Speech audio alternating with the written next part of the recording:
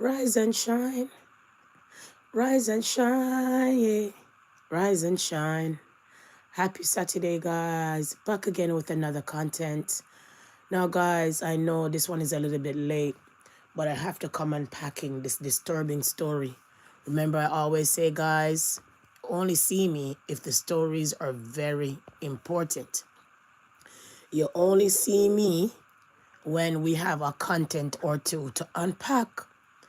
So we have to say, happy Saturday, guys. Give thanks for life, blessing just a flow.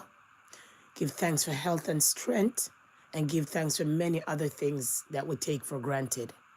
Without Almighty God in the midst, where would we be? And without health and strength, how would we feel? So big up yourself this early morning, Saturday morning, when we can discuss and unpack a content or two and many other topics in this one content, guys. We're all the way in Kenya in regards of the British soldiers, yes? And this has been happening for a while with the disturbing stories that are coming out of Kenya, yes? The African Kenya. Not only that, we also get to understand that we get to hear about the pregnancies that the soldiers are dropping, were having, you know what, with the Kenyans and giving them children and forget about the children's in Kenya. We also hear about the rape. We also hear about the abuse and all of those things that are happening in Kenya, allegedly. All right, guys? So we're all the way in Kenya, and I'm going to read from the best of my ability. And then I have the audio or the video, whatever you call it, audio, video, right? To back up this content, so to speak. Okay, guys? So all of that in one take, all right? So let's unpack. So I hope your Saturday is great, you know. It's a weekend, freaking weekend, and we're outside free as a bird. Do you understand? Although we're always free, but when the weekend come around and it's all about yourself, we are freaking free, freaking weekend, right? So let's unpack this story quick and fast. You guys keep on coming on, come on in. Come on in, come on in, the audience, please and thank you. And I want to say thank you guys before I even start reading for you guys' patience. Yes, for you guys' patience, because it's not easy to sit down and listen to a content with all kind of things in it. Okay, guys? So I want to say that. And I also want to big up the new subscribers that are out here subscribing like crazy. Thank you so much, because why I'm so grateful, guys, is the fact that I'm talking about. I'm coming on here with content. What I say? I'm coming on here with content. So I'm delighted to know that my channel is growing because I'm doing content and not mix up. You understand what I'm saying? Because lots of channel over here take off because of mix up, and take off very fast and built very fast because of mix up. Them say, she said, them say. And then you have some other channels that build their channel on people's back. When you realize somebody else have a big channel, you talk about them, you talk about them, and you talk about them, and you talk about them, and you talk about them until you ride off their back until you build your channel. We're not on that. You understand? So all the way in Kenya, we're gone with this story. Thank you so much. So let's unpack. British soldiers accused of more abuses in Kenya. What we know. British soldiers training in Kenya abused women and caused environmental destruction for years, Parliament has said. All right? Let's unpack this, man. Really and truly. All right? Let's continue. A Kenyan parliamentary report has accused British troops training in the country of widespread killing, sexual abuse, and human rights and environmental abuses following years of accumulated complaints from the local communities. The report published on Wednesday found that serious misconduct by the British soldiers caused them to be viewed as something of an occupying force by local people. All right? For the past 60 years, British soldiers in British Army training, like a lot of people don't know, when you're in a first world country, a lot of their polices, a lot of their military soldiers go to different third world country to train. Although they claim that most of these countries are poor, but that's where they get most of their training. All right, let's finish unpack. So let's revise.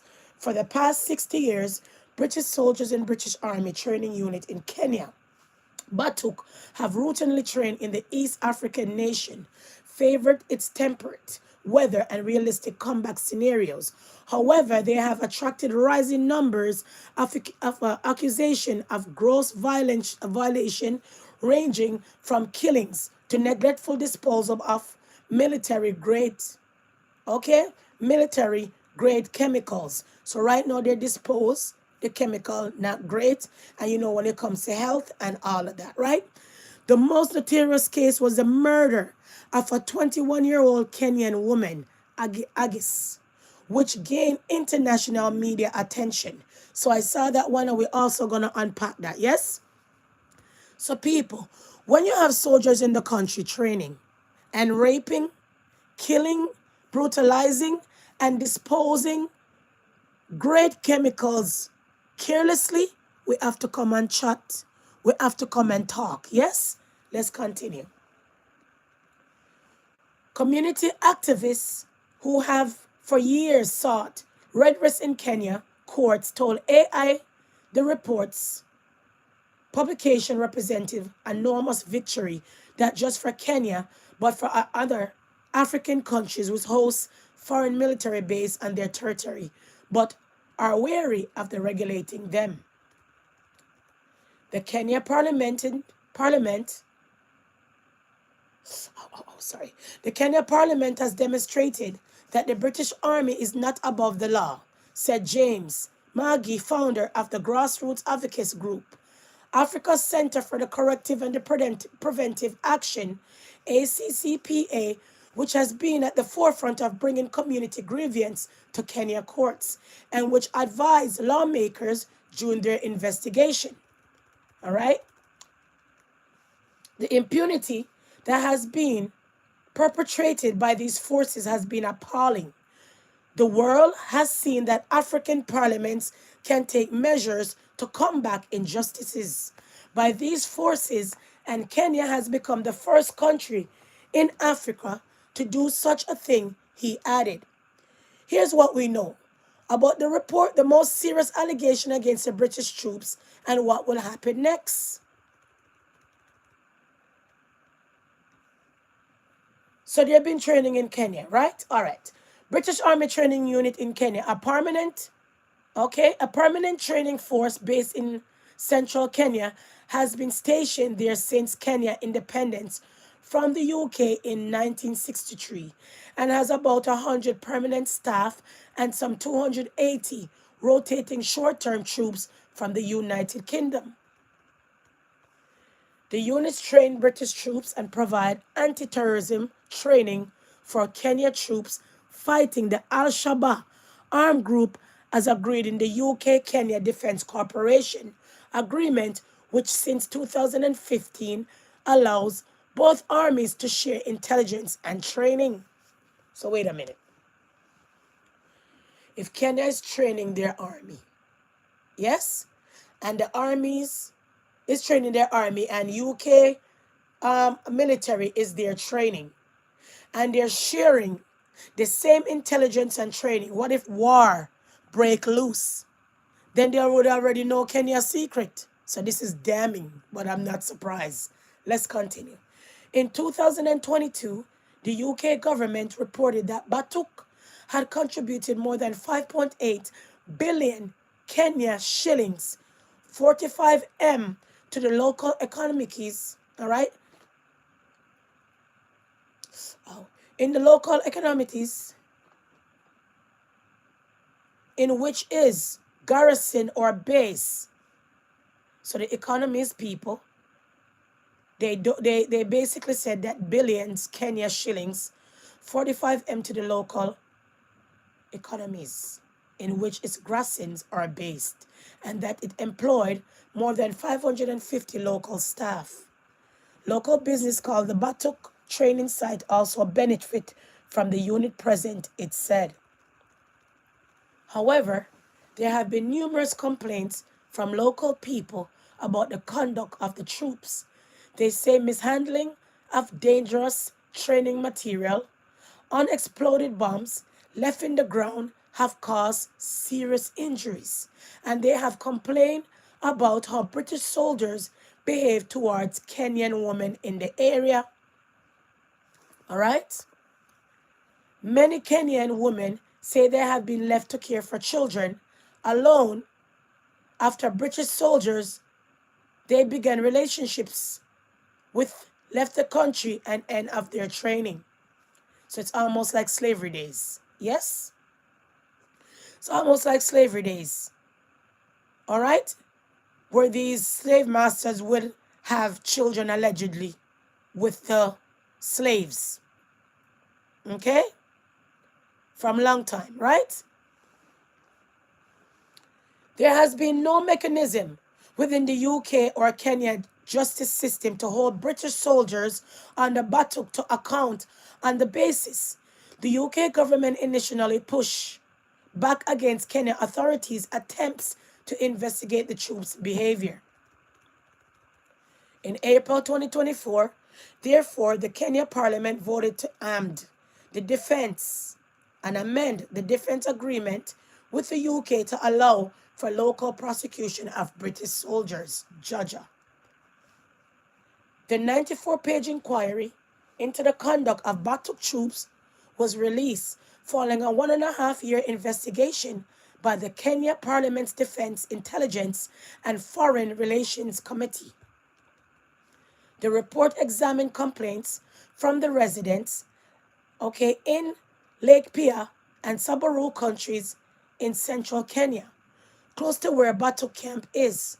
Lawmakers began conducting public hearings to hear evidence in June 2024, with victims detailing harrowing accounts of mistreatment by the Batuk soldiers. Batuk did not cooperate with a parliamentary investigation, the committee noted. It's a long story, guys, okay? Very long. Really not going to get into all of it, all right? But we're going to get to the important factor because it's a very long story, yes? So let me pick out the most important factor that I want to tell you guys. All right. Okay, so let's get back to, because I really don't want to read all of it because it's a lot. Okay, it's a whole long-ass paragraph, okay? All right. So let's get to the allegations, and then we could get to the audio. Thousands of serious allegations against Batuk members have been made by locals and the public hearings, which Parliament conducted. The mother of a young woman testified in June 2024 that her daughter has been victim of a hit-and-run incident involving a Batuk truck, in other words, the soldier truck, which left her wheelchair-bound. Batuk paid for the daughter's hospital bills for 2 years, but did not compensate the family beyond that, she said. Another mother who attended a hearing holding her 5-year-old daughter narrated how she had been abandoned by a British soldier with whom she had been in a consensual relationship. When he discovered she was pregnant, the soldier believed to have since left Kenya. The woman said she needed child support. So they've been in Kenya, people, sleeping with these women, raping these women, abusing these women, shot and killed a woman, made it headline news. Allegedly, we'll say. Okay? Let's continue. Survivors of a huge March 2021 wildfire, which started at a privately owned conservancy nature reserve in Lakapia, where Batuk carries out trainings, also brought complaints. The nature reserve houses wildlife like elephants, buffalo, lions, and the endangered zebra.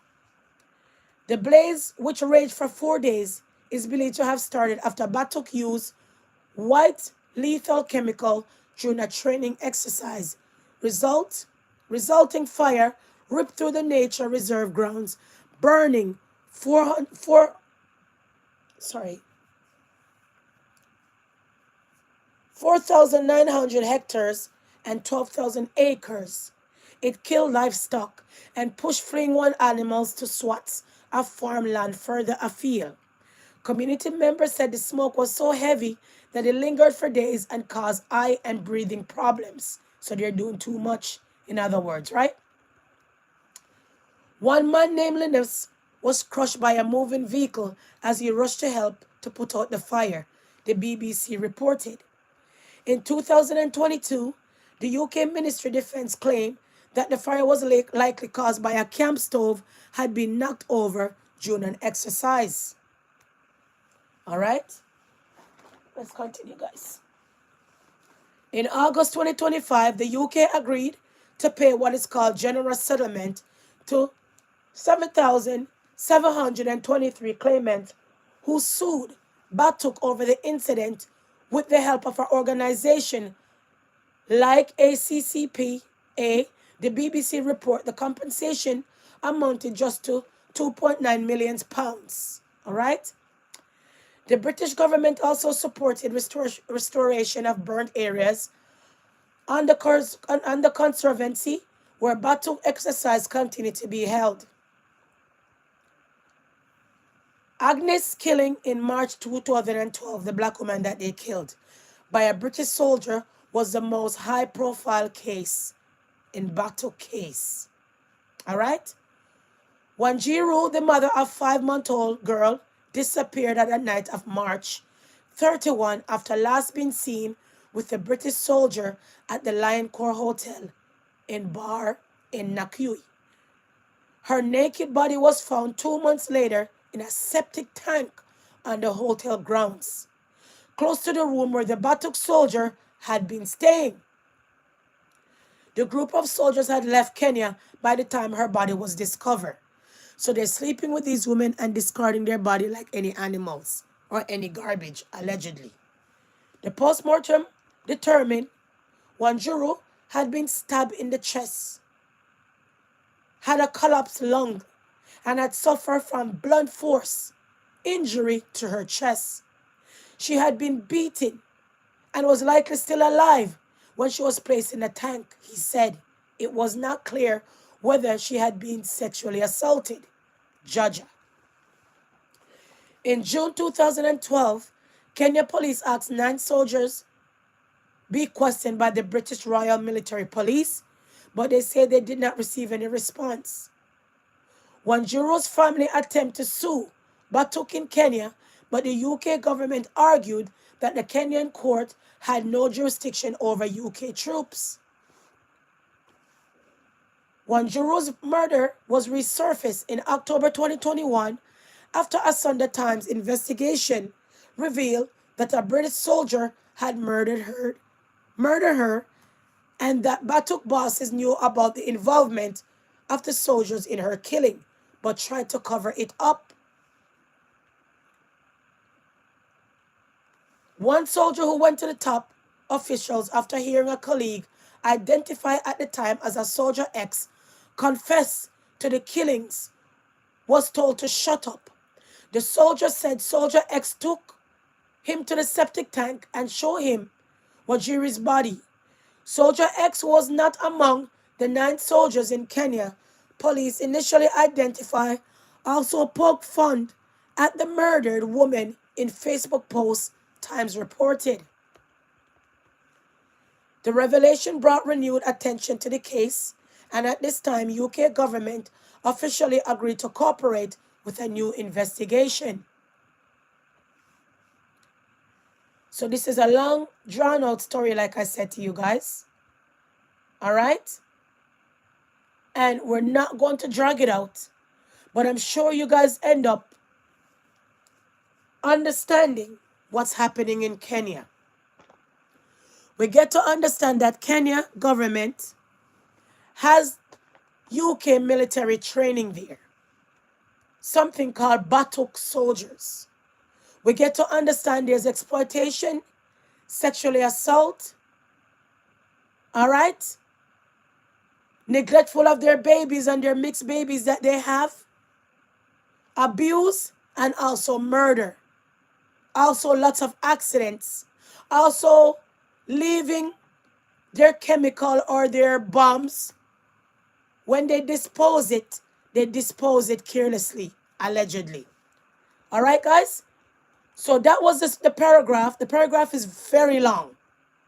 I would have to continue to read and read and read and read and read and read. But the paragraph is very long, guys. Very, very long. All right? So, one second. There are also going to be a hearing set for December 9th. Okay? Let's get this part. Let's finish up this part, okay? In September 2025, a Kenya court ordered the arrest and the extradition of a British national in November. The UK government arrested 38-year-old suspect Robert Purkis. The case could mark the first time a former current British soldier will be extradited to face trial in the foreign country, according to the UK's Guardian newspaper. Purkis served as a medic in the Duke of Lancaster regime as an infantry based on the northwest of England and was in Kenya for 6 weeks training exercise at the time of the Wanjiru's death, that young lady.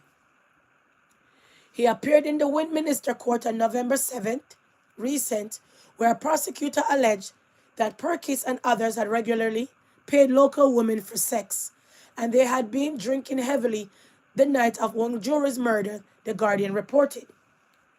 Friends of Wanjiru, I hear just reported that she had told them she was going out to hustle, earn extra money for her daughter, the prosecutor told the UK court.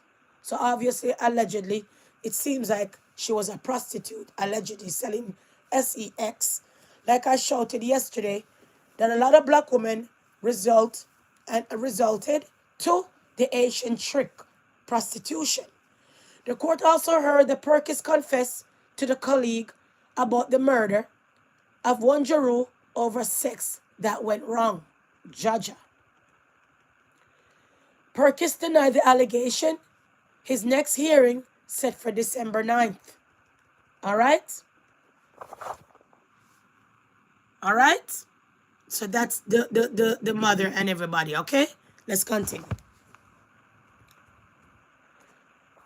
The British High Commission in Kenya responded in a statement on Wednesday, claiming that the Batuk had not been sufficient represent during the parliamentary hearings. The commission said he had submitted written statements which weren't and which not taken into consideration in the reports, and added that it was ready to investigate new allegation against Batuk when evidence provided. We regret the challenges which have arisen in the relations to our defense presence in Kenya. We are disappointed in our submission in the committee was not the report's conclusion, statement said. What happened next? And it's a long ass paragraph, and since it's almost at the end, let me just finish the rest, okay? Because it's quite fair to get the whole story. So I'm gonna muster my fear, muster my patience, and read the rest. So we're at the end. What will happen next? The parliamentary report recommended that Kenya Attorney General should immediately work with the UK government to extradite Purkis to Kenya for the ongoing trial of Wanjiru's murder. It also ordered inquiries into other deaths of local people suspected have involved in Batuk soldiers. So this is not only the lady that they killed, they've been killing other people, all right? Negotiations should begin with the UK within 3 months to hold ex-Batu soldiers who have neglected their children to account. The report said that compensation and support should be provided to victims of sexual offenses committed by the Batuk soldiers. More broadly, the parliamentary report also recommended that the government agency should have more direct oversight over foreign troops stationed in the country by a developmental code of conduct, highlighting zero tolerance of gender-based violence and environmental degradation. Okay? Kenya similarly hosts 2 U.S. military bases with members of personnel. The country often hosts U.S. Africa military drill, along with several African countries. AI Jarizi and the parliament move was a step forward for the communities which have to deal with foreign militaries in Kenya and elsewhere. Injustices Committee, by the battle towards local communities, he said dated back to Kenya colonial history with the UK. So in other words, from slavery. But officials have historical being weary after interrogating soldiers due to fears and the developmental aid from the UK government could be affected. Oh my. Kenya, top recipient of British aid, which mostly support healthcare and humanitarian efforts, the country also allocated £24.6 million budget in 2023. So because of the money and the aid, they're scared to do a lot of things. So that was the story, guys. All right? It was a long ass story. Almost take away my damn breath. Seriously. But nevertheless, I want to get to Kenya audio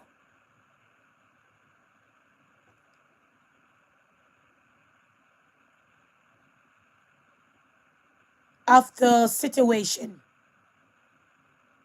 What's happening now in Kenya, yes? 1 second.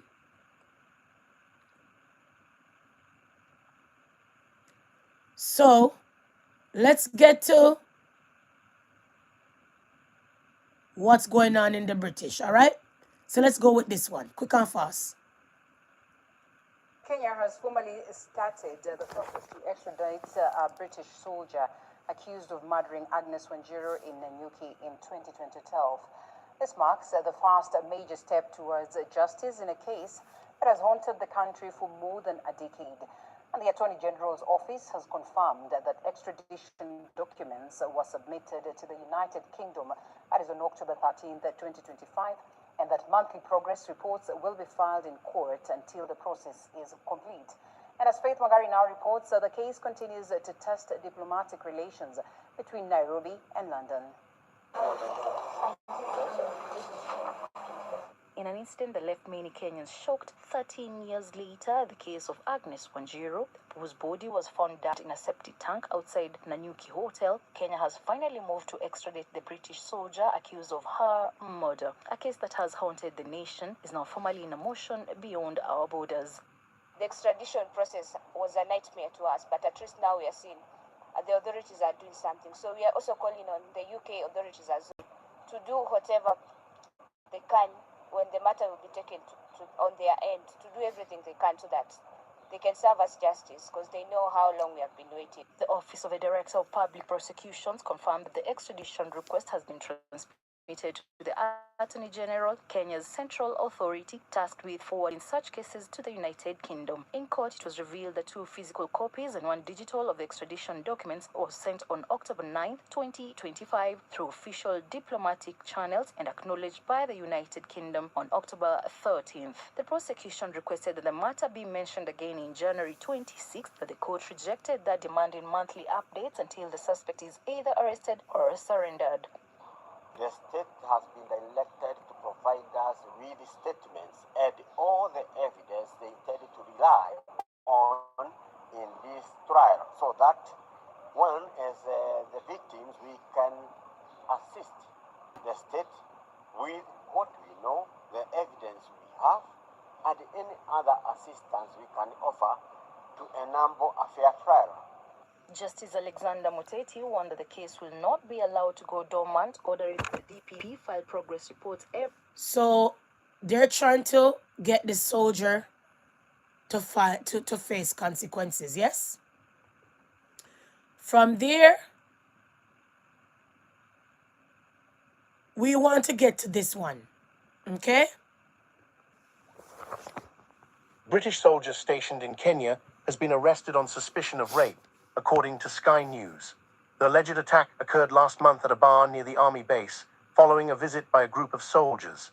Military police are investigating, interviewing bar staff and the owner, who reportedly said some soldiers had been banned from the establishment due to their behavior. The Ministry of Defense confirms the arrest, but will not comment further due to the ongoing investigation. This incident comes amid a larger context of past allegations against British troops stationed in Kenya, including a 2012 murder case involving a British soldier accused of killing a woman. The soldier's alleged confession, corroborated by comrades, and the circumstances surrounding her death are under renewed scrutiny. This is a serious matter requiring acceptable behavior. If you like our content, don't forget to like and subscribe to our channel, News. So, like I said, this been going on in Kenya for a while, right? This been happening in Kenya for a while, that the soldiers are raping, killing, and all of that, all right? Let's get to the murder 21-year-old girl that made headline. 21-year-old mother of one, allegedly by a British soldier in Nanyuki in 2012, is back in the limelight.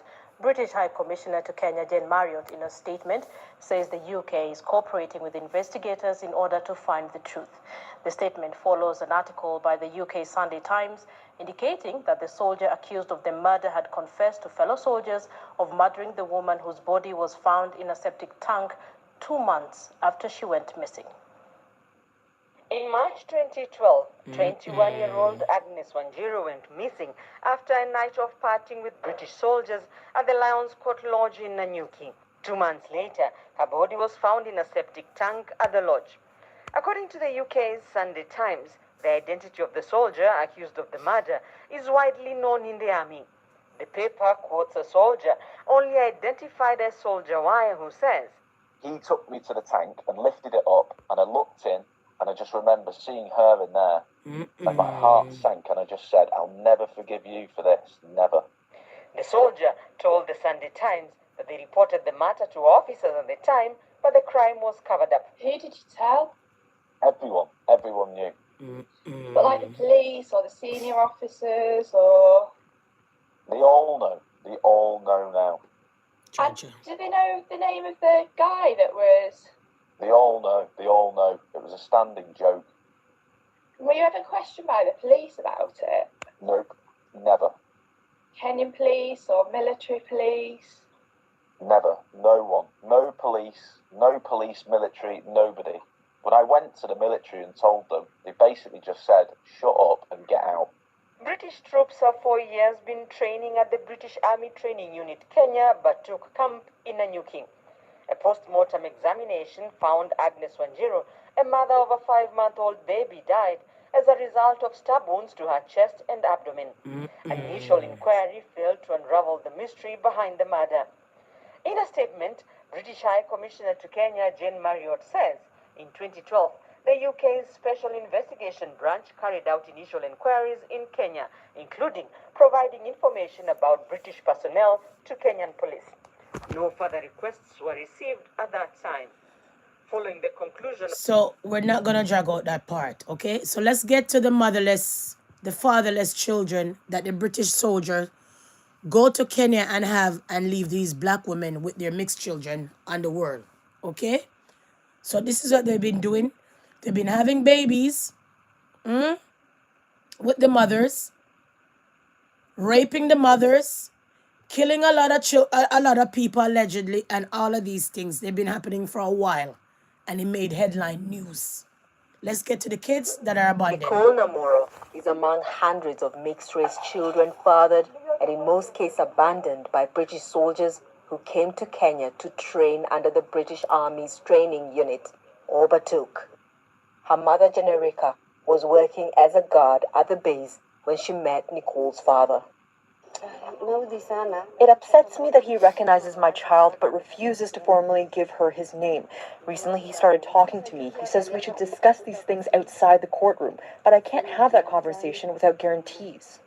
She and 7 other Kenyans recently won a case at a family court in London, with lawyers proving their children were fathered by British men serving at the army base in central Kenya.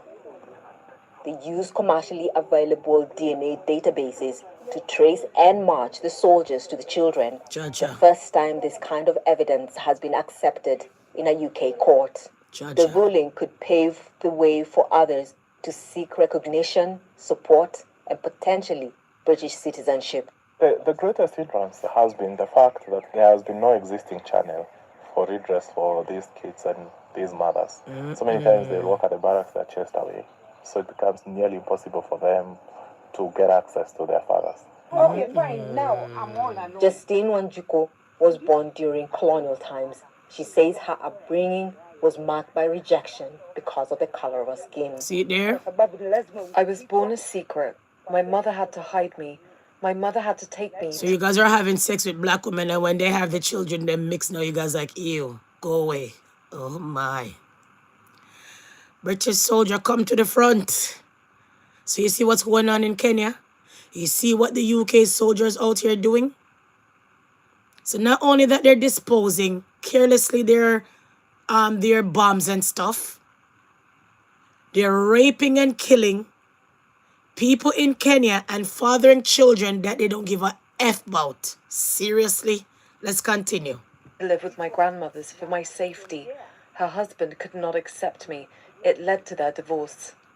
In a statement to Al Jazeera, the UK Ministry of Defence says, while paternity claims against UK service personnel are a private life issue, the government cooperates with local child support authorities where there are claims relating to paternity. Right now, we are passing through the British Army base in Nanyuki. The soldiers are allowed freedom of movement in the town, but over the years, some have been accused of human rights abuses. See? The British military's footprint in Kenya stretches back more than 60 years. Yep. But the allegations of unpunished crimes, including murder and rape by visiting soldiers, have long overshadowed the training program. So you see, I'm not lying. So years they've been raping and killing innocent people in Kenya while they're on training. In UK, and because this is a black story, ain't nobody give a shit. It takes this channel and one through few channels to expose these things that are happening in the world. Now you see why I told you guys I just want to be different. I don't want to come and talk about everybody else's business, what people talk about. We're all the way in Kenya. Soldiers are leaving from the UK to train, raping, killing, and having children that they abandon. Could you imagine? Have you heard the story? Well, not. I guess not. You only will hear it over here now. Seriously. For women like Generica and children like Nicole, their fight is for acknowledgement and rightful identity. Catherine Soy, Al Jazeera, Nanyuki, Central Kenya. So have you heard that the UK military is in Kenya, all right? Training, raping, allegedly, right? Raping, allegedly. Having babies are not looking back on the kids. And all of that. All of that abuse. Leaving their bombs all over. Few people got hurt. And all of that. Killed a woman years ago and dropped her in a septic tank. So here they are, abusing their power, beating, raping, killing, plus leaving fatherless children. You don't get any better than that. It's almost like slavery days, right? It's almost like slavery days. All right? So the UK has been doing a lot. If you guys don't know. All right? If you guys don't know. All right? So, one second.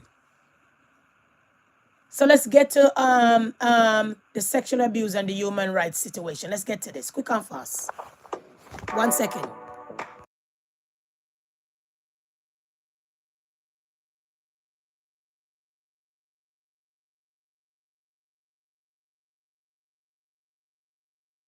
story, we shift focus to Kenya, where lawmakers have accused British soldiers of decades of human rights abuses and sexual abuses while they trained in the country. A Kenyan parliamentary inquiry has denounced what's being described as a disturbing trend of sexual misconduct at British Army facilities in the East African nation. Since Kenya gained independence in 1963, the former... 1 second.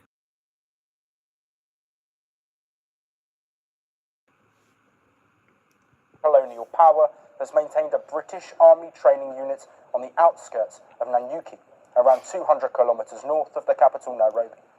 Thousands of British troops can pass through Kenya in any given year, and this reports into the conduct of soldiers from the British Army Training Unit Kenya, or BATUK, detailed harrowing testimony from communities near the bases.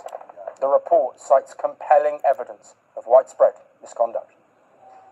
A disturbing trend of sexual misconduct, marked by rape, assault, and abandonment of children fathered by soldiers. Survivors of sexual violence reported cases being dropped or mishandled by local authorities, with many victims denied access to justice. See?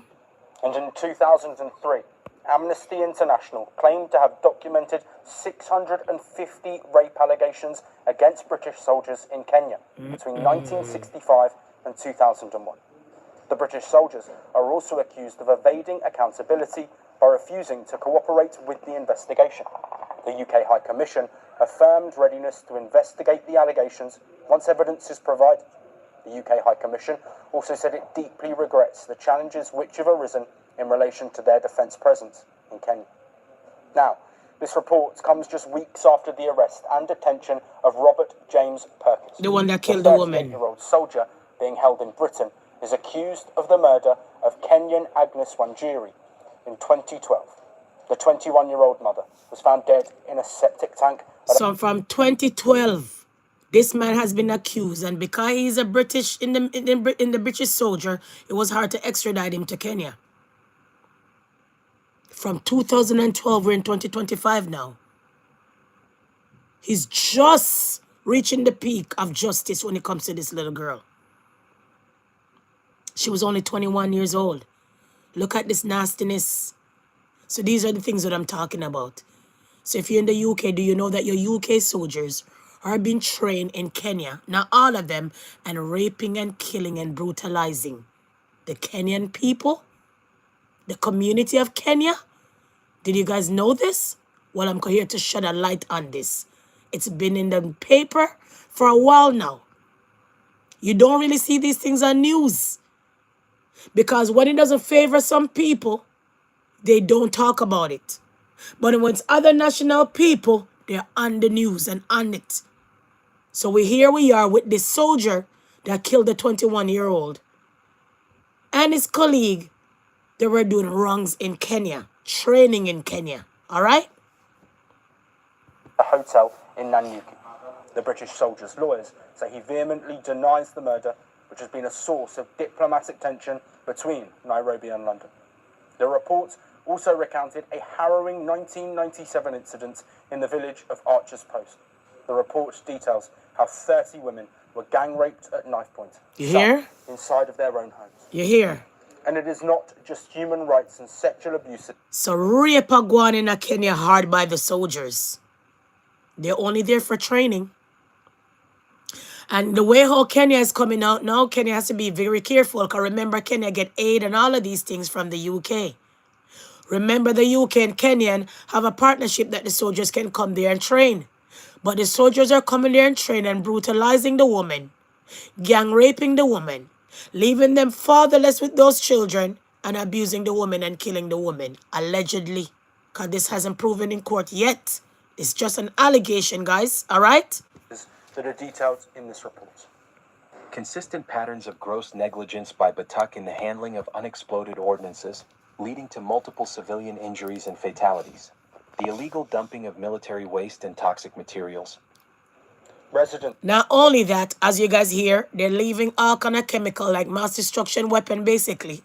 And I'm just going to say that because if you're going to leave it without disposing it properly and people are getting hurt, then therefore, it's troubling. So here they are, training, leaving all of their stuff unattended, carelessly, and people are also getting injured. We also hear about a couple of the people them got run over by their trucks, and we also hear about the gang rapes, and we also hear about the fatherless children. So the UK soldiers, now all of them are going on with wrongs in Kenya, and we're shouting, okay? Of reported respiratory issues, livestock deaths, and miscarriages as a result of toxic fumes and leftover military waste. See? In its defense, Vatic says the independent audits show high level of compliance with Kenyan regulation. Kenyan lawmakers made a series of recommendations in this report. The establishment of a survivor liaison unit to offer legal aid to victims of crimes linked to Vatic personnel. For the British and Kenyan governments to negotiate mechanisms to hold Vatic soldiers accountable for child support, and the creation of a military-linked crimes task force to oversee investigation and prosecution of offences committed by foreign military personnel. Kenyan lawmakers have identified a disturbing trend of misconduct by British troops in the nation. Bilateral relations are already strained, and this report throws a dark cloud over decades of military cooperation. All right. I rose from the army with medals on my chest.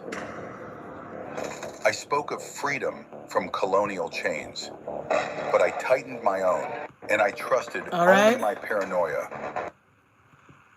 So right now, guys, as you hear it, Kenya is in bumbles and shambles with the rapes of the women, the fatherless children that the soldiers left, and the weapons or the chemical that they dispose and hurting those people on the land. We get to understand that there was a massive fire, that they leave some kind of chemical, and there was a massive fire. A lot of the animals died, a lot of the livestock died, and all of these things. And for days, the people couldn't breathe or see in Kenya. So if you care about this is a sad story, strange story, but I had to unpack this Saturday morning, late Saturday morning, because I was really busy, not too long rolling in. You understand? Nevertheless. Let's talk about some other things. So hopefully you got the story down pat. Hopefully you understand what the story is about. It's troubling and disturbing when it comes to the soldiers, but we're not surprised. All right? We also want to get to the Green River killer, Gary Ridgway, reportedly in the end of life. So you kill so much life and you want people to spare your life, and people are giving you evil health care for you to stay alive when you're a serial killer.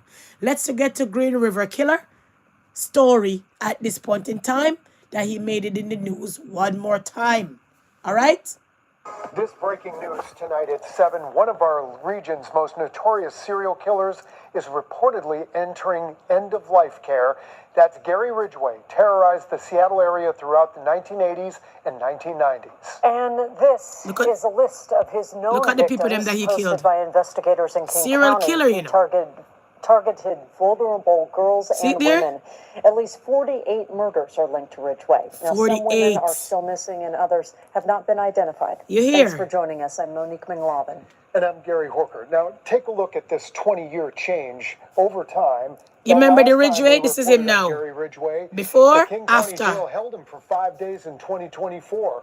We'll get to more on why that happened in a minute.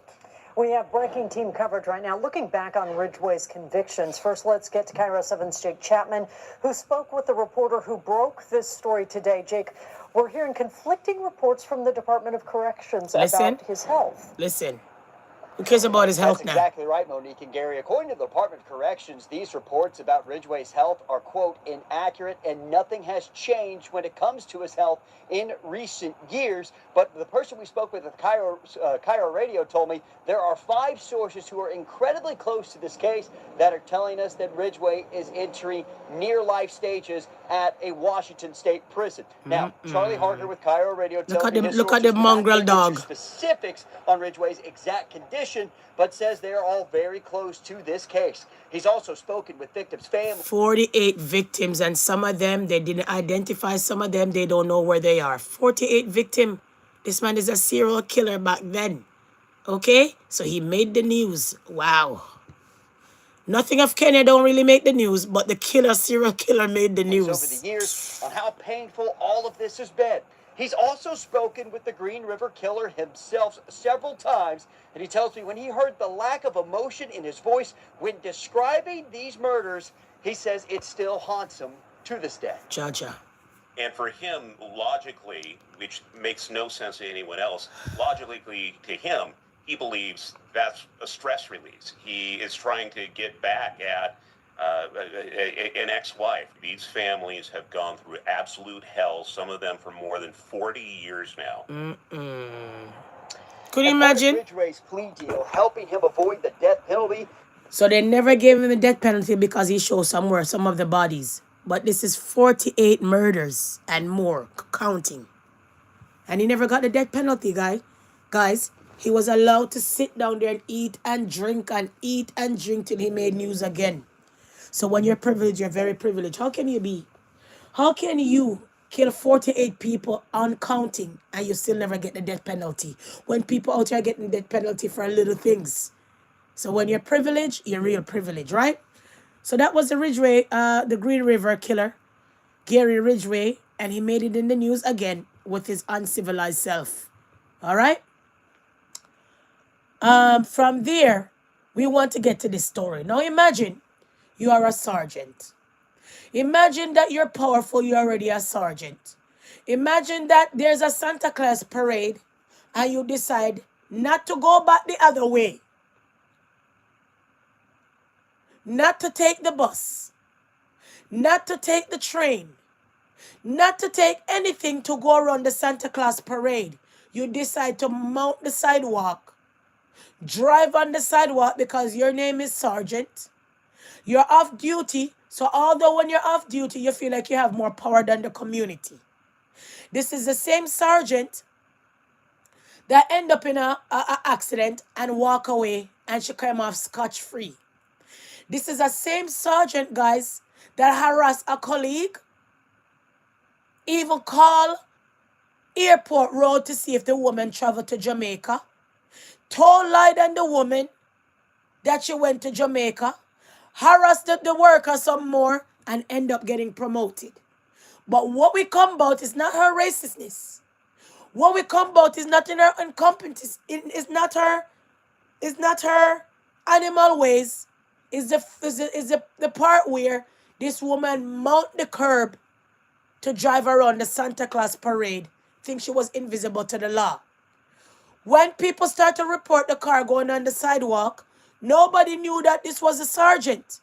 Police put out the situation and said, hey, can you guys identify this car? Identify the person who's driving the car? When they investigate, it's the sergeant breaking the law. So let's unpack this quick and fast. Okay? Disturbing. This is 53-year-old York Regional Police Staff Sergeant Lori Perks. The woman South Simcoe police say was behind the wheel of this gray Audi SUV that witnesses said hopped the curb after being blocked from driving through the Innisfil Santa Claus parade route last month. You're there. Perks, whom police revealed was off duty at the time, has been charged with dangerous driving after investigators received calls during the parade on the afternoon of November 23rd. Witnesses told police the Audi was seen jumping the curb and exiting this plaza parking lot along Innisfil Beach Road. People, how do you jump the curb and drive on the sidewalk on the plaza? Only the sergeant. Only the so-called sergeant that got suspended with pay. Only the sergeant who harassed someone that wants to go to Jamaica. Only the sergeant. Imagine what she's been doing all her life to get all of those promotions, allegedly. Let's continue. Before traveling through a pedestrian walkway. Listen, look. No one was injured, but days later, South Simcoe police appealed for the public's help identifying the driver when investigators released these photos. We don't anticipate any further charges at this particular point. Perks is a longtime York Regional Police officer, having climbed the ranks for more than 2 decades. Listen. Working for years as a media officer, detective, and now staff sergeant. Listen. Environment that they're put in. It was about 12 years ago, while working as a supervisor, Perks found herself as a respondent following a workplace harassment complaint. Listen. That ultimately found she engaged in name calling and made derogatory name calling and so what you must say that some racist comment she made. Harassed the poor employee. call airport to see if the employee went to Jamaica because the employee has a home in Jamaica. And because the employee calling sick, she claimed that she thought in her bird brain, as in the sergeant, that she's going to Jamaica and she's lying that she's sick. Who are you to determine a person of color if the person is sick? Who cares about you? So, hey, look at this Karen here in uniform. Look at Miss Karen, or Karen, in uniform. So 12 years ago, you harassed the employee, called the airport to see if the woman travel, told your people, the bigger heads, that lies about the girl, and nothing happened. You got promoted to sergeant. You see what goes on out here? And when we say these things, though, you hear that we're spewing hate crime. Could you imagine? Let's continue. Comments about one of her female officers, whom she suspected had called in sick from work to travel to Jamaica. What did I say? An investigation into her conduct found Perks went as far as calling Pearson International Airport What and did I Canada say? Border Services to find out whether the female officer had flown to Jamaica, where she had property with her husband. At this point, there is... Despite learning her suspicions were mistaken, the investigator said Perks provided incorrect information to management, claiming the officer traveled to Jamaica, when in fact she had not. Perks received no formal discipline. So she called Pearson Airport. Obviously, they told you that she didn't go to Jamaica. Who the F are you to be calling around about your employee when they're not at work? So because the employee calling sick. In other words, with some of these Karen, a black person is never tired. A black person is never sick. A black person should work like a damn machine and non-stop and underpay. So here you are, as a supervisor, your employee calling that they're sick, and in your mind, ding, ding, ding, ding, ding, Karen, she's gone to Jamaica. You called on the whole of Pearson Airport, Border Services, and when you found out she never went to Jamaica, you still lied and got suspended with pay and promotion. Am I lying? Let's back this up a little bit more, please and thank you. Right here. Let's back it up some more. Okay? Right here. And the investigator said Perks provided incorrect information to management, claiming the officer traveled to Jamaica, when in fact she had not. Perks received no formal discipline and was subsequently promoted to staff sergeant. So am I lying? So when you F with a person of color, tell lie the person of color, harass a person of color, you get promoted. Sergeant, till you're so bold enough, you ride the sidewalk because you didn't want to go around the Santa Claus parade. And they call you out. What are you riding the sidewalk for? What are you calling Border Services for? In Karen? So I could imagine else what you have been doing as a sergeant to people of color, allegedly. Oh my, we're not surprised. York Regional Police has confirmed Perks has been suspended with pay. Hear that? Court records obtained by CTV News revealed Perks was charged a year ago with failing to remain at the scene of a crash in Innisfil. Listen. The charge was withdrawn last month. See? The accused is scheduled to make her first court. You saw the woman invisible to the law? She was charged in an accident and it was scotch-free to go. She tell lie on the employee. She was promoted. Let's see what happened to this case that she mounted the sidewalk. So when you're privileged, have Karen attitude, bias, think you're invisible to the law, we have to come out and shout, oh my, Karen is on the loose. Seriously. So let's back it up what the sergeant had did. Let's back it up what the sergeant did again. Back it up. And think that sit well with you guys till Saturday morning. Okay? Perks found herself as a respondent following a workplace harassment complaint that ultimately found she engaged in name-calling and made derogatory comments about one of her female officers, whom she suspected had called in sick from work to travel to Jamaica. Oftentimes. An investigation into her conduct found Perks went as far as calling Pearson International Airport and Canada Border Services to find out whether the female officer had flown to Jamaica, where she had property with her husband. At this point, there is... Despite learning her suspicions were mistaken, the investigator said Perks provided incorrect information to management, claiming the officer traveled to Jamaica, when in fact she had not. Perks received no formal discipline and was subsequently promoted to staff sergeant. York Regional Police has confirmed got promoted to sergeant after she harassed the black girl or the black officer. This is how racism out here. When we cry about these things, people said I'm spewing hate. Reach to the point till she mount the sidewalk, guys. Let's get to there. Listen what she did while all of this came up back. All of this her past came back. Remember I tell you your past always become your present? All right, listen. This is 53-year-old York Regional Police Staff Sergeant Lori Perks. The woman South Simcoe Police say was behind the wheel of this gray Audi SUV that witnesses said hopped the curb after being blocked from driving through the Innisfil Santa Claus parade route. She not even a kid she didn't care about. Why she never go stand there and direct the traffic? Why the hell Karen, mad ass Karen, never go direct the traffic? Why she never go and volunteer? So you're off-duty sergeant and you ride the sidewalk on the curb. You didn't know that the Santa Claus parade was going on that day? Remember the other day, guys, when I went to Costco and I went to the farm? What did I say to you guys? I'm not taking that route in a couple of days because there's going to be a Santa Claus parade. So you're a sergeant that you get the highlight and the headlight before everybody. And you mount the curb till your past came back harassing people going to Jamaica. In Dirty Karen, let's continue. Last month, Perks, whom police revealed was off duty at the time, has been charged with dangerous driving. Listen. After investigators received calls during the parade on the afternoon of November 23rd.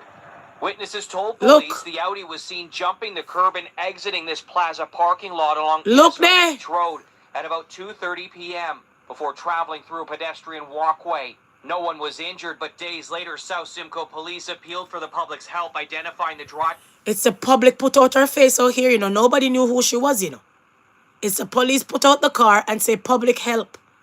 And when we find out it was the off-duty sergeant riding on the curb on the sidewalk because she was impatient enough to go around the Santa Claus parade. When everybody should know the Santa Claus parade, keep around that time. So Karen was impatient. Karen is incompetent. And Karen is an asshole, the way we see it. Let's continue.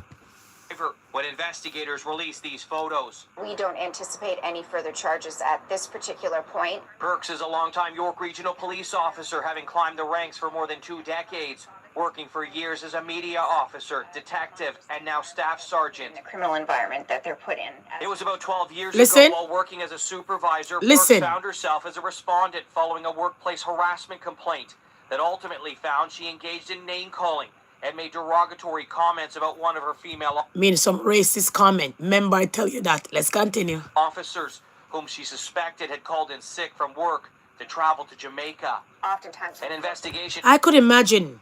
I believe that she's not the only employer stay like that. I could imagine as a person of color, you're calling sick and they're on your social media looking to see what you're doing. That's why more time when you take off sick off work, it's not good to post those shit on social media. Because if you tell your workplace a lie, you can lose your job. All right? So the employee calling sick, and the woman turned detective. Not on a case of a murder case, turned detective on her employee because the girl is going to Jamaica. You don't have to ask what kind of girl it is. You don't have to ask because this woman never even got in trouble. You don't have to ask who the employer was. You don't have to ask who the employee was. Because she go to this step to find out if the girl is going to Jamaica and they found out she's lying and never got any discipline action. That means the person should be a person of color. Who cares about us, in other words? Am I lying? Let's continue.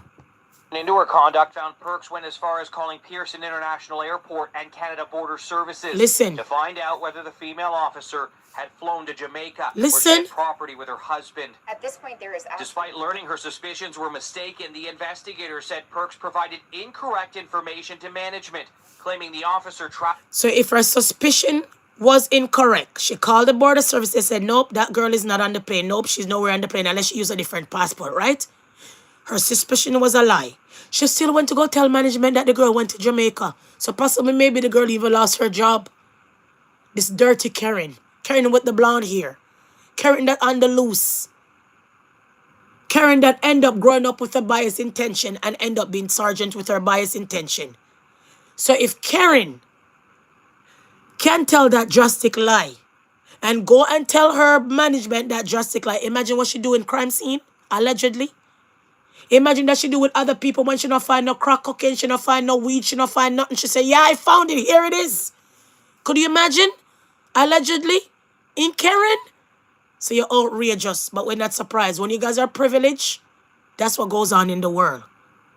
When you guys could take advantage of some other ethnic background people, you guys always get away with this shit. So these are the things I'm talking about, folks. So if you never know about Karen on the loose, she's on the loose. Traveled to Jamaica, when in fact she had not. Perks received no formal discipline and was subsequently promoted to staff Good morning, sergeant. Flex Gang. York Regional Police has confirmed Perks has been suspended with pay. Court records obtained by CTV News revealed Perks was charged a year ago with failing to remain at the scene of a crash in Innisfil. Listen. The charge was withdrawn last month. The accused is scheduled to make her first...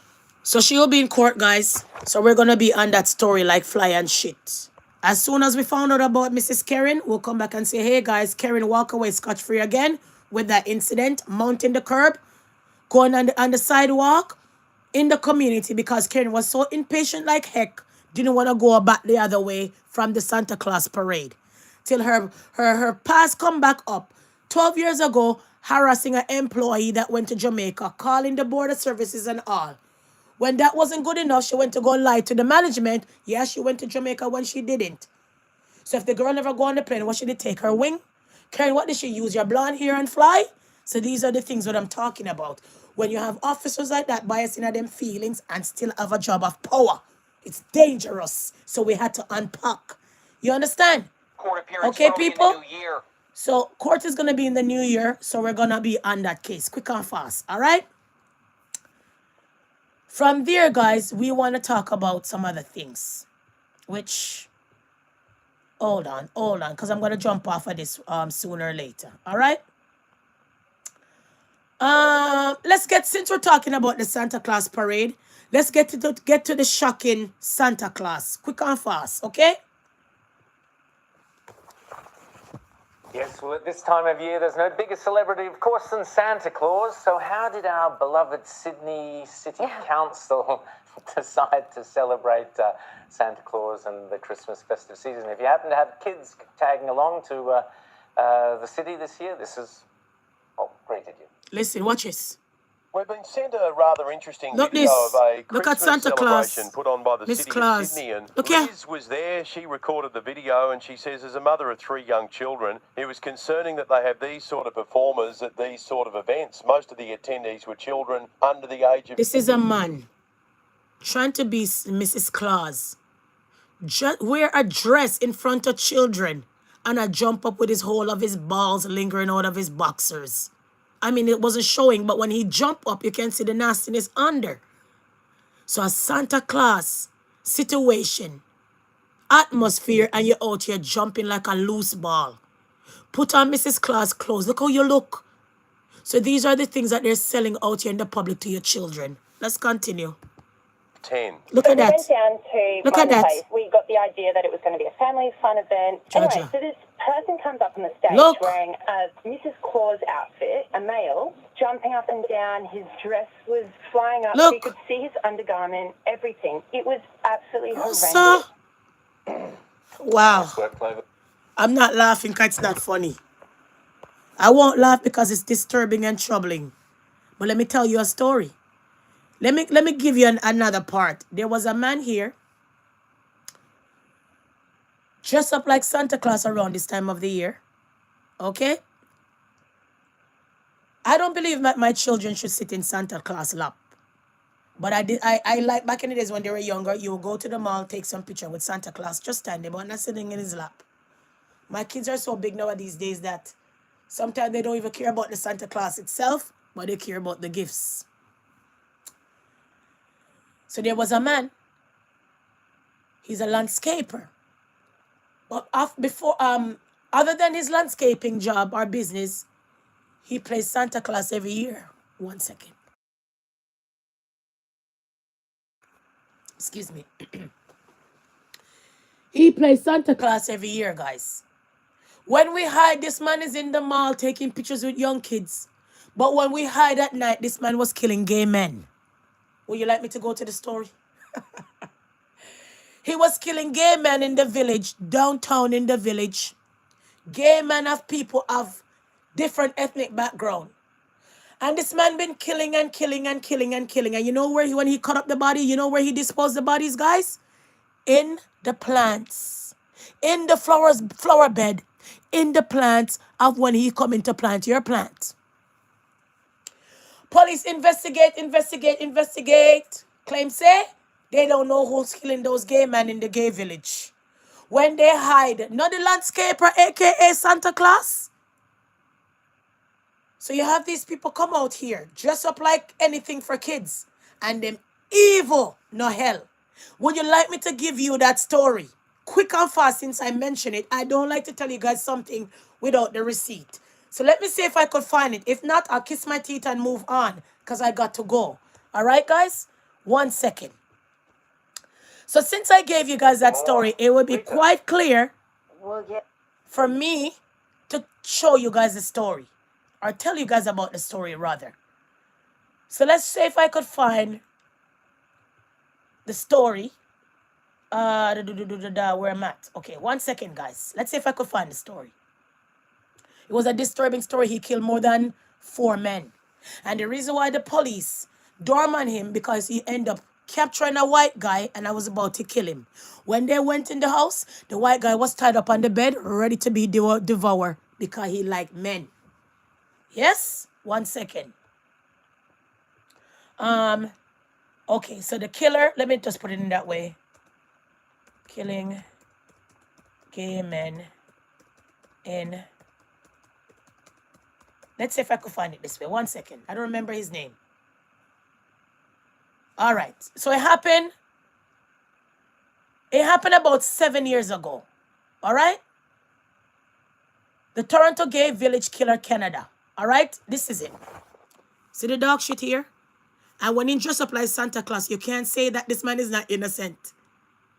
So do you want to unpack the story a little bit? Let me give you the backstory of the Santa Claus gay killer, so to speak. All right? I'll assist you in 1 leaving second. your current job.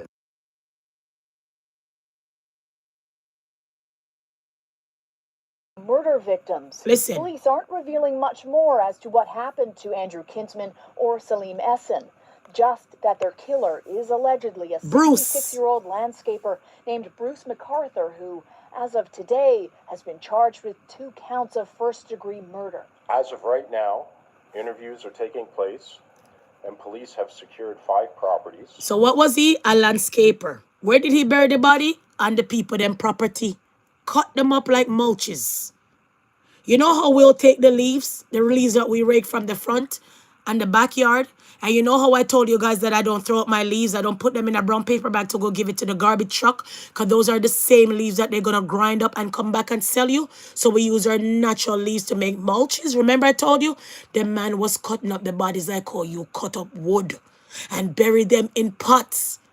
And they said this police officer dropped the ball because the people he was killing first were people of ethnic background that look colored almost.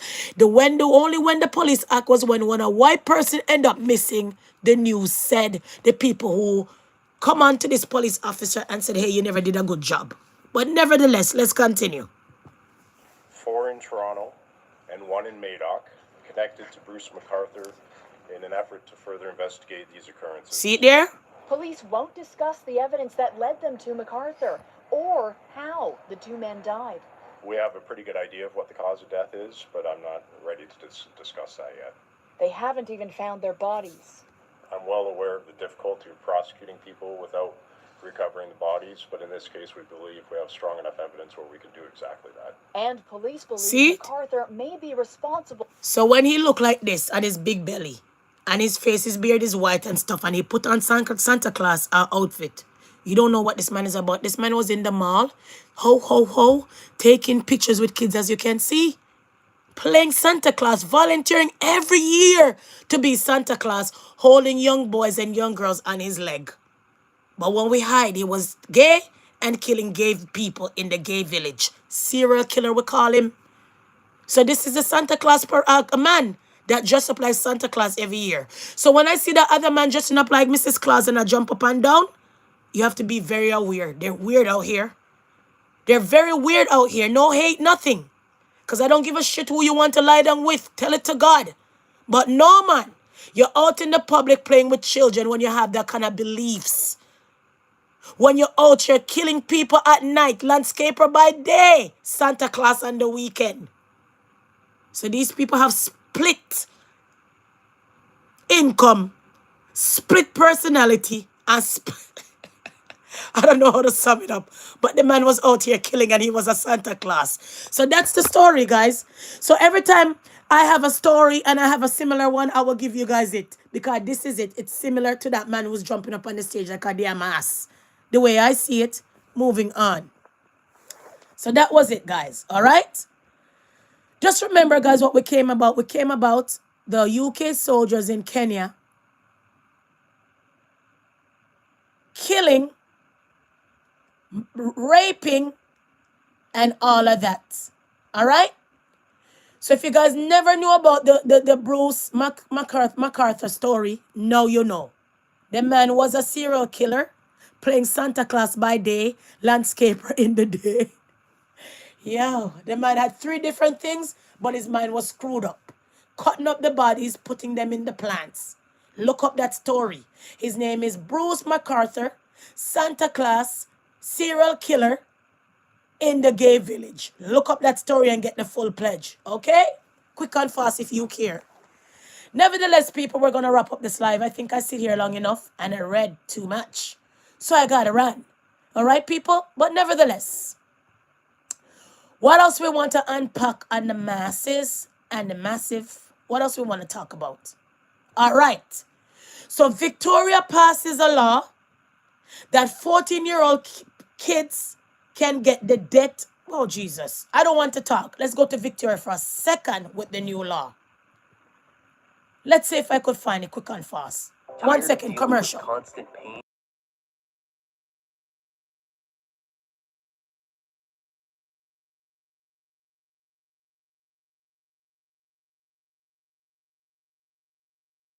Good morning, Jennifer. Thank you for stopping by. Stead Drake, good morning. Thank you for stopping by.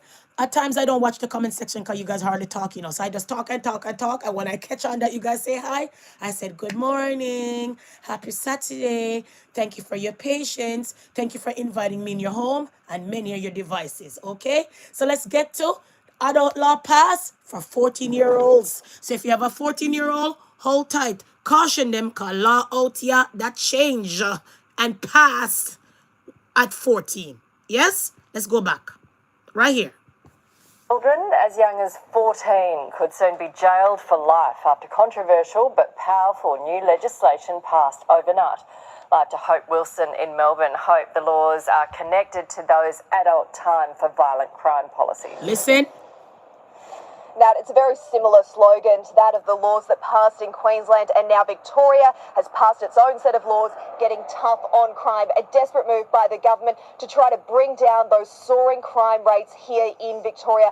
This means children as young as 14 who commit crimes like aggravated home invasions or carjackings could be sent to jail for life. It also means 25 years jail for someone who intentionally causes serious injury. Now, how this changes, this means these children will go from a children's court to the county court, so they will face adult time for these violent crimes. There's also another offence involving knife crimes, because we are seeing so many of these terrifying incidents here in Victoria are involving machetes. Someone who has a bladed weapon during their indictable offence could face another 3 years on top of their sentence just for having a knife. Now, there has been some concern that this would create some backlog in our court system. Well, the Premier says that they will introduce more judges. These laws passed overnight. The Premier said that politicians would sit here in Spring Street until they did pass. Well, they did. Victorians desperate to see that this works because so many people are not feeling safe in their homes. And the Premier too, Nat, no doubt desperate to see that this will work because we are now less than 12 months out from the state election. Okay, thank you, Hope. How can 14-year-olds... Yo, you guys got to hold on to your children now. You know, we get to understand that a lot of these kids that are missing end up in some kind of gang. We get to understand that some of these gang allegedly seems like they're recruiting the children they claim allegedly. Letting them do all kind of crime because they know they will do less time. So you are 14 and you end up in a home invasion till they're going to give you life in prison. What does a 14-year-old know about home invasion? A 14-year-old is not supposed to be in school studying their book, playing some kind of games, hanging out with friends, doing chores in the house, thinking about what they're going to do when they finish high school? No? Oh my. So the 14-year-old nowadays, Victoria passes life sentence for 14-year-olds. Make that sit in your brain for a second. The world is changing. Are we? Let's continue. From there, because you know we come packing always in the one content. Seriously. That's why you guys need to watch out the content, because enough things in the content. Oh, seriously.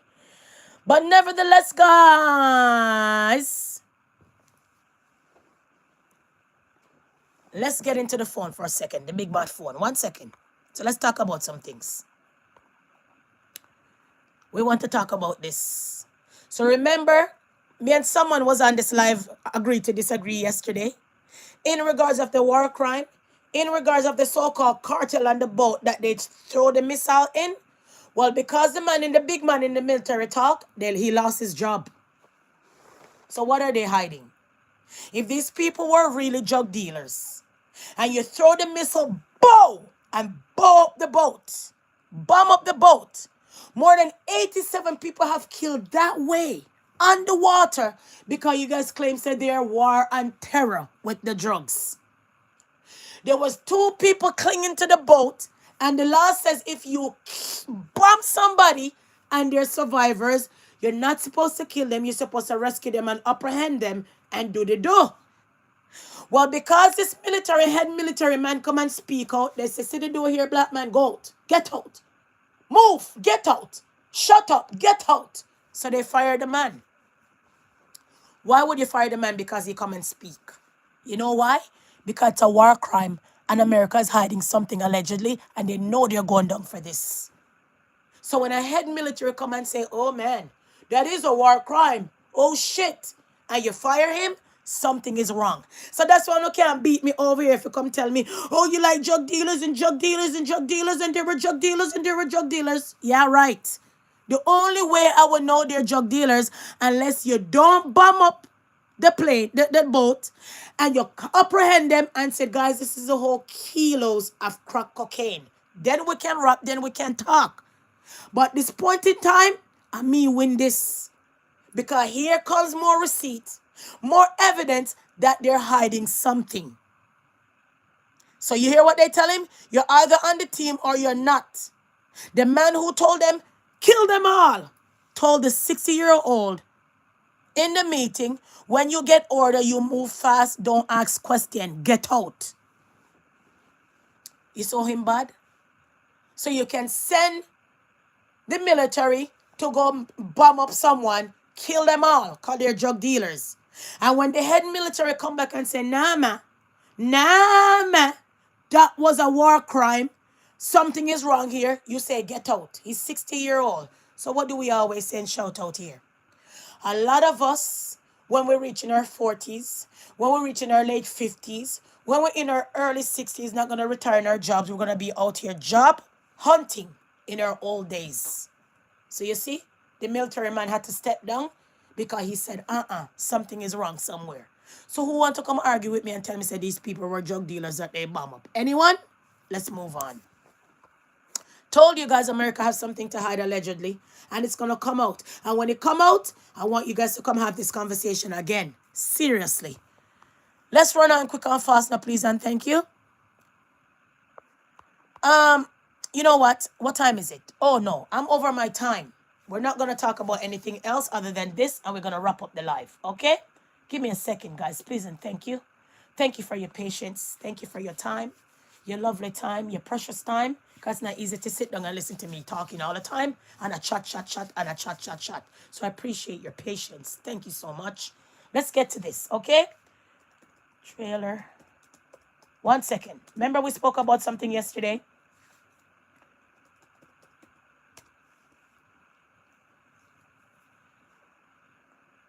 So remember I tell you, so the Trailer Park Boys end up having court and he was charged on a sexual assault that mounted all the way in 2017.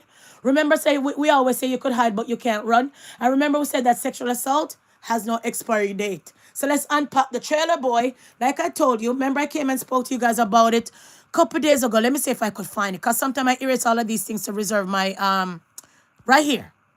Remember this? We got the audio. So let's tell you what's happening now, because we have an update quick and fast. All right, guys? So 2 days ago, let's go here. One of the stars of Trailer Park Boys, Mike Smith, will be in court this morning in the actor's sexual assault case. Smith, who plays the character Bubbles on the popular show, is facing a sexual assault charge. It stems from an alleged incident involving a female complainant back in December of 2017. The allegations have not been proven in court. Okay. One of the stars of Trailer Park Boys, Mike Smith, will be in court this morning in the actor's sexual assault So that was the case. update. Smith, who plays... I could give you guys the backstory of the backstory. So let's go back 3 weeks ago. Remember, this was 2 days ago he was in court. Let's go back 3 weeks ago, if I could find it. Yeah, let's go back 3 weeks ago. Quick and fast. Let me give you the rundown of the story. Quick and fast, please. Luxury 1 second. Casino, Ontario. Mike Smith was not in the courtroom this morning. His lawyer appeared on his behalf at the arraignment. This is an allegation at this point. It hasn't been proven. It'll be tried in the court. It won't be tried in the media. And in the meantime, we ask that the privacy of everyone involved be respected.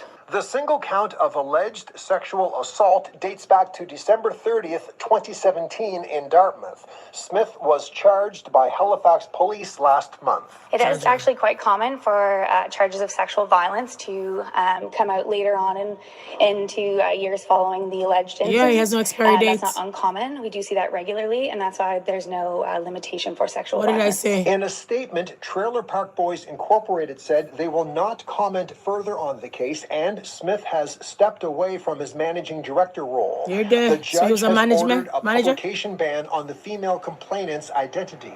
The 53-year-old actor, known as Bubbles on the TV show, is ordered to have no contact with her. He could enter Look a at plea Bubbles. at his next court date on December 3rd. So you see? I can't say for certain what will happen at the next day. That'll depend. So he's going to enter in a plea, and I gave you the December a couple days ago when he went to court. So we never heard about any plea deal or anything. We're following this case because I may come and pack it first. Because who never watch these people? The Trailer Park Boys. You guys never watch them? You guys glimpse through them 1 and 2 times with their rhetoric and their nonsense. Okay? So from 2017, this stem. So men, be aware. You can be charged ages later. Okay, guys? So right here, we have to give you the backstory of the backstory. And on if disclosure has been complete and what him and his counsel have discussed. But it is set for election and plea at that time. CTV News requested an interview with Halifax Regional Police, who said they will not be providing any interviews in relation to this investigation. All right. Sandy Mike Smith. So now you heard, now you know. Okay, guys, wrapping up this live. Can I please wrap up this live and tell you guys thank you so much for stopping by. My God, it's Saturday. Yay, yay, yay, yay. Free at last. I'm going to leave this with you guys now. Yeah, here.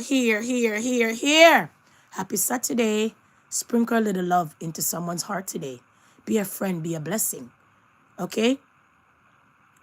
And all of that, guys, focus a little more on kindness. Read it for yourself, okay? From there, guys, we're going to drop this Saturday. Happy Saturday. Wishing you a fabulous weekend. May your days be filled with fabulous thoughts and people moments. Guys, I can't thank you guys enough to stop by, you know. Can't thank you enough for so much of you guys to pull up in the RDA and the YouTube. Them claims to me over here buy views. Me for buy views, me not for buy views, because our content we say and we come true to the content. Yes, we don't have to do mix up. We don't have to ride off and nobody back other than the papers back, the news back, and everything back what everybody out here is doing. We get to understand that we out here cut and paste. It's called inserts. And not only that, enough blogger out here cut and paste the people in business. It's no different than I'm out here reading and blogging and the right story. What's happening now? So we're the real deal. So we're true to the content. We'll give you the receipt. Okay? And I'm true to you guys because I always come packing with a content no matter how boring or not. But when you can check it out, you always know I'm on point with the story. Because guess what? I give you guys the audio and the video and the receipt. So girl, true to the game. Yes? Not only that, guys, I give you guys a lot of things on this channel. Me give on a family, although they don't see my family, but you guys see the outings. Me go on a grocery. Yes, me go on a gardening. Me go on so much on this channel. But you guys like to stick to the content. No problem. You know what's the sweetest part? I started this channel on content. And it grow and grow and grow until I have all of you guys over here this morning. I can't tell you guys enough how much I appreciate you guys for rolling up, pulling up in that YouTube space, giving me the strength, the patience, your eyes on the ground to watch out the content and said, oh my, come packing on next time. So I appreciate you guys. And with the subscribers keep on coming, then I know so the content them are connect. So I really appreciate you guys. Thank you guys. Not sure if you guys will see me on Sunday, you know. Because you guys don't know when I'm home on the weekend, freaking weekend. I'm busy because I have a little other thing. Put me out here and make some money. So sooner or later I gotta jump and go. But nevertheless, guys, like I said, take it easy. Humble yourself. Today's Saturday. Don't worry about nothing. Leave it to God because we know at the end of the day, if we have a situation and we do everything to minimize the situation, every solution that we went through and it doesn't work, don't kill yourself. Leave it to God because we did everything that we could and there's nothing more we can. So leave everything to God. Whatever you can't fix, you leave it to God. All right? And I know nowadays days a lot of us don't feel up to the up. A lot of us are shortchanged on money. A lot of us may be trying to find a new job. A lot of us are going through health problems and all of that. I want to tell you to hold tight because you're not alone. We know that mental illness is real and it's plaguing the black community a lot. We don't talk about it, but just remember, when you close your eye, tie yourself on that rope, have suicidal thoughts, remember you possibly have a loved one that's going to be grieving over you and the loved ones that love you that you're going to leave behind.